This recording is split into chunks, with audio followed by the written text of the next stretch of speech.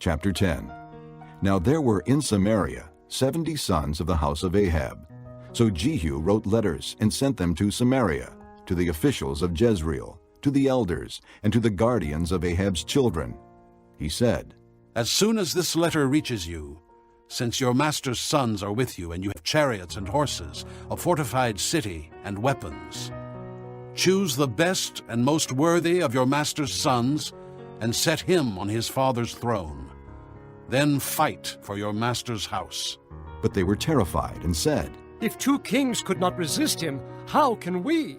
So the palace administrator, the city governor, the elders, and the guardians sent this message to Jehu. We are your servants, and we will do anything you say. We will not appoint anyone as king. You do whatever you think best. Then Jehu wrote them a second letter, saying, If you are on my side and will obey me, take the heads of your master's sons and come to me in Jezreel by this time tomorrow. Now the royal princes, 70 of them, were with the leading men of the city, who were rearing them. When the letter arrived, these men took the princes and slaughtered all 70 of them. They put their heads in baskets and sent them to Jehu in Jezreel.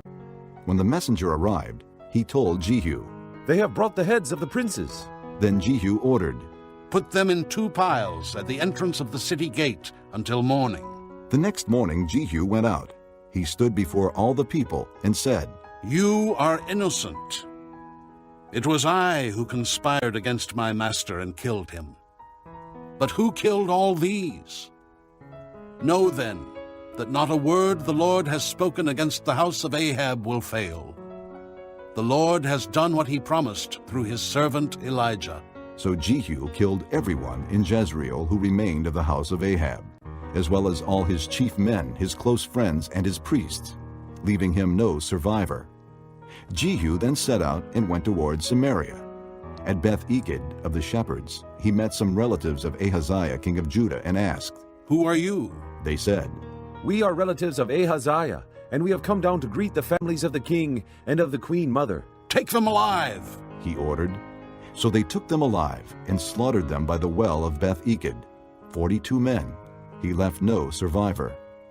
After he left there, he came upon Jehonadab, son of Rechab, who was on his way to meet him. Jehu greeted him and said, Are you in accord with me, as I am with you? I am. Jehonadab answered. If so, said Jehu. Give me your hand. So he did, and Jehu helped him up into the chariot. Jehu said, Come with me and see my zeal for the Lord. Then he had him ride along in his chariot. When Jehu came to Samaria, he killed all who were left there of Ahab's family. He destroyed them, according to the word of the Lord spoken to Elijah. Then Jehu brought all the people together and said to them, Ahab served Baal a little. Jehu will serve him much. Now summon all the prophets of Baal, all his ministers and all his priests. See that no one is missing, because I am going to hold a great sacrifice for Baal. Anyone who fails to come will no longer live. But Jehu was acting deceptively in order to destroy the ministers of Baal. Jehu said, Call an assembly in honor of Baal. So they proclaimed it. Then he sent word throughout Israel, and all the ministers of Baal came. Not one stayed away. They crowded into the temple of Baal until it was full from one end to the other. And Jehu said to the keeper of the wardrobe, Bring robes for all the ministers of Baal. So he brought out robes for them. Then Jehu and Jehonadab, son of Rechab, went into the temple of Baal. Jehu said to the ministers of Baal, Look around and see that no servants of the Lord are here with you, only ministers of Baal. So they went in to make sacrifices and burnt offerings.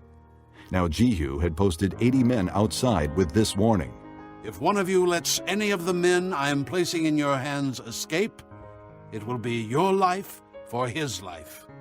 As soon as Jehu had finished making the burnt offering, he ordered the guards and officers, Go in and kill them. Let no one escape. So they cut them down with the sword. The guards and officers threw the bodies out and then entered the inner shrine of the temple of Baal. They brought the sacred stone out of the temple of Baal and burned it. They demolished the sacred stone of Baal and tore down the temple of Baal, and people have used it for a latrine to this day.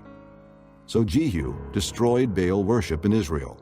However, he did not turn away from the sins of Jeroboam son of Nebat, which he had caused Israel to commit, the worship of the golden calves at Bethel and Dan. The Lord said to Jehu, Because you have done well in accomplishing what is right in my eyes, and have done to the house of Ahab all I had in mind to do, your descendants will sit on the throne of Israel to the 4th generation. Yet Jehu was not careful to keep the law of the Lord, the God of Israel, with all his heart. He did not turn away from the sins of Jeroboam, which he had caused Israel to commit. In those days, the Lord began to reduce the size of Israel. Hazael overpowered the Israelites throughout their territory east of the Jordan in all the land of Gilead, the region of Gad, Reuben, and Manasseh, from Aroer by the Arnon Gorge through Gilead to Bashan. As for the other events of Jehu's reign, all he did, and all his achievements, are they not written in the book of the annals of the kings of Israel? Jehu rested with his fathers and was buried in Samaria, and Jehoahaz, his son, succeeded him as king. The time that Jehu reigned over Israel in Samaria was 28 years.